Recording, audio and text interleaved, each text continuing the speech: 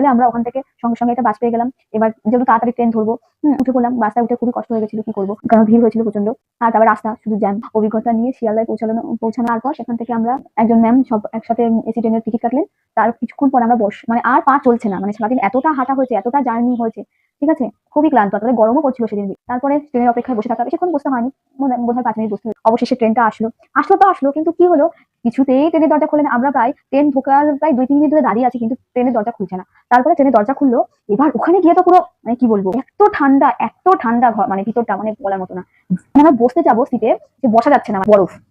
টেম্পারেচারটা খুব বেশি দেওয়া ছিল, প্রচন্ড শীত লাগছিল। তারপরে আমরা আসলে ট্রেনে উঠেই দেখা হলো ঘড়িটার অবস্থা, যে ঘড়িটা এরকম।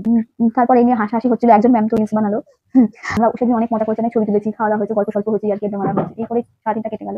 তারপরে আর কি বলবো, মানে এত ঠান্ডা, সবাই যে যার কাছে ওড়না ছিল ওড়না মাথায় পেঁচিয়ে নিয়েছে। এমনকি সুমনা ম্যাম তো পুরো চাদর গায়ে দেওয়ার মতো ওড়না গায়ে দিয়েছে।